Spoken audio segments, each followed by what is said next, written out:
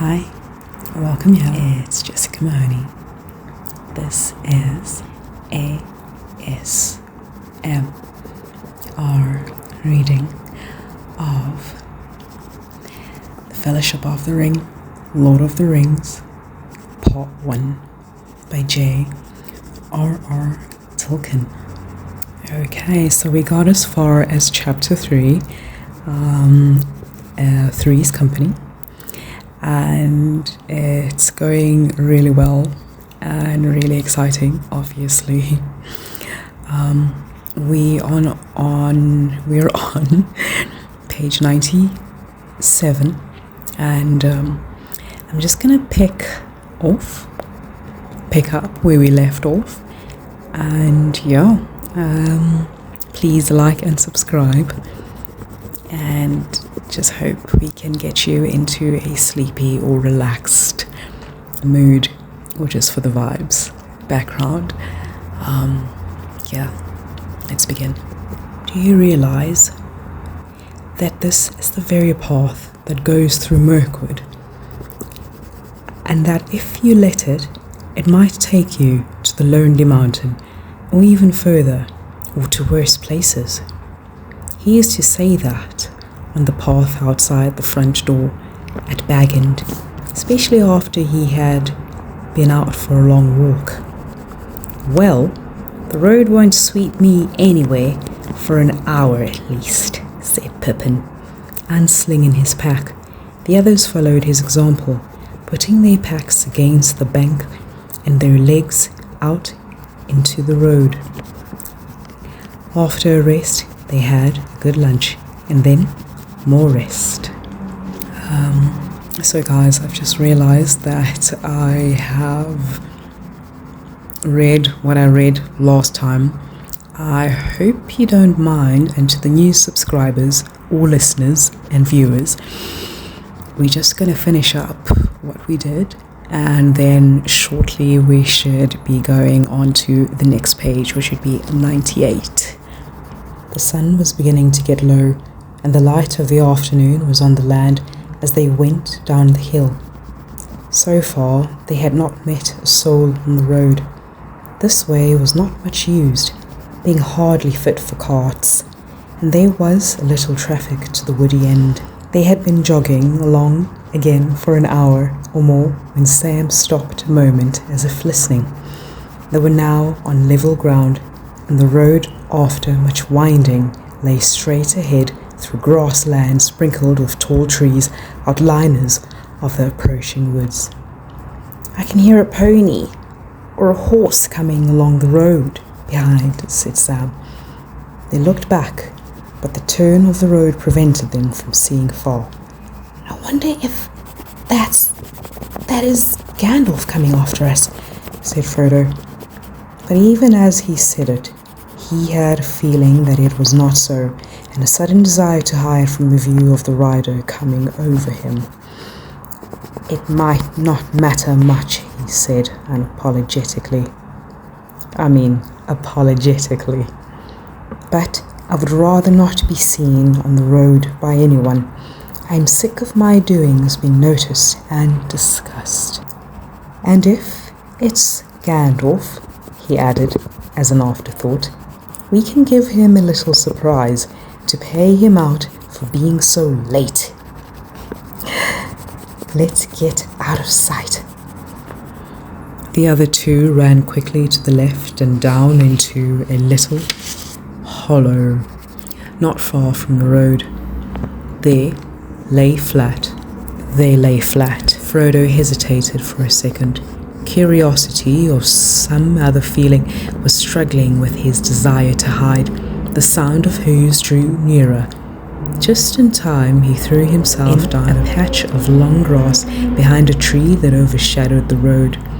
Then he lifted his head and peered cautiously above one of the great roots. Round the corner came a black horse, no hobbit pony, but a full-sized horse, and on it sat a large man who seemed to crouch in the saddle, wrapped in great black cloak and hood, so that only his boots and the high stirrups showed below. His face was shadowed and invisible. When it reached the tree and was level with Frodo, the horse stopped. The riding figure sat quite still with its head bowed, as if listening. Frodo came inside the hood. From inside the hood came a noise, as if someone sniffing to catch an elusive scent. The head turned from side to side of the road. A sudden, unreasoning fear of discovery laid hold of Frodo, and he thought of his ring. He hardly dared to breathe, and yet the desire to get it out of his pocket became so strong that he began slowly to move his hand. He felt that he had only to slip it on, and then he would be safe. The advice of Gandalf seemed absurd. Bilbo had used the ring. I am still in the Shire, he thought, as his hand touched the chain on which it hung. At that moment the rider sat up and shook the reins. The horse stepped forward, walking slowly at first, and then breaking into a quick trot. Frodo crawled to the edge of the road and watched the rider until he dwindled into the distance. He could not be quite sure, but it seemed to him that suddenly, before it passed out of sight, the horse turned aside and went into the trees on the right. "Well, I call that very queer, and indeed disturbing," said Frodo to himself, as he walked towards his companions. Pippin and Sam had remained flat in the grass and had seen nothing. So Frodo described the rider and his strange behavior. "I can't say why, but I felt certain he was looking or smelling for me. And also, I felt certain that I did not want him to discover me. I've never seen or felt anything like it in the Shire before." "But what has one of the big people got to do with us?" said Pippin. "And what is he doing in this part of the world?" "There are some men about," said Frodo, "down in the south farting. They have had trouble with big people, I believe. But I have never heard of anything like this rider. I wonder where he comes from." "Begging your pardon," put in Sam suddenly, "I know where he comes from. It's from Hobbiton.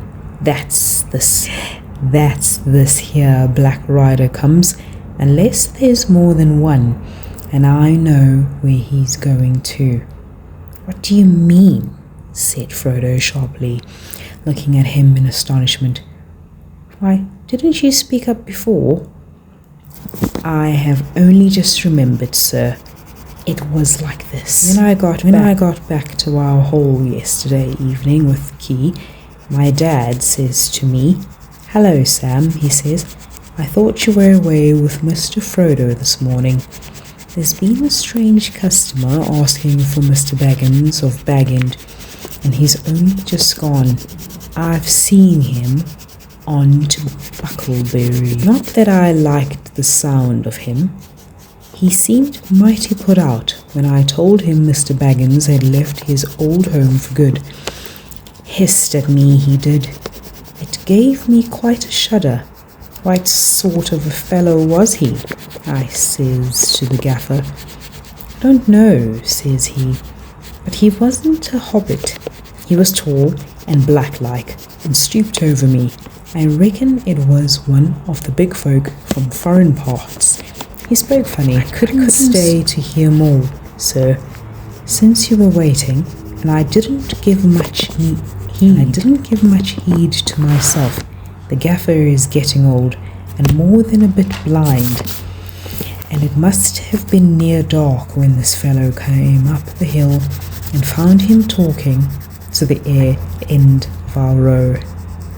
I hope he hasn't done no harm, sir. No me. The gaffer can't be blamed anyway,' said Frodo. As a matter of fact, I heard him talking to a stranger who seemed to be inquiring for me. I nearly went and asked him who it was. I wish I had, or had told him about it before, I might have been more careful on the road. Still, there may be no connection between this rider and the gaffer's stranger, said Pippin. We left Hobbiton secretly enough, and I don't see how he could have followed us.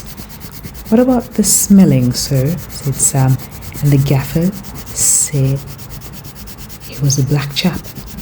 And the gaffer said he was a black chap. I wish I had waited for Gandalf, Frodo muttered, but perhaps it would only have made matters worse. Then you know or guess something about this rider, said Pippin, who had caught the muttered words.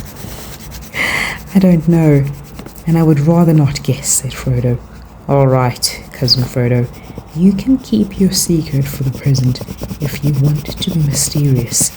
In the meanwhile, what are we to do? I should like to bite. Honestly, I should like a bite and a sup. But somehow I think we would better move on from here. The talk of sniffing riders with invisible noses has unsettled me. Yes, I think we will move from now, said Frodo, but not on the road, in case that rider comes back or another follows him.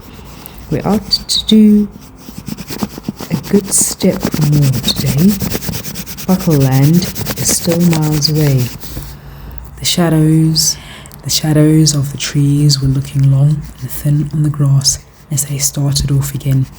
They now kept a stone's throw to the left of the road and kept out of sight of it as much as they could, but this hindered them, for the grass was thick and tussocky, and the ground uneven and the trees began to draw together into thickets. The sun had gone down red behind the hills at their backs, and evening was coming on before they came back to the road at the end of the long level over which it had run straight for some miles. At that point it bent left and went down into the lowlands of the Yale, making for Stock. But a lane branched left, winding through a wood of ancient oak trees on its way to Woodhall. That is the way for us, said Frodo.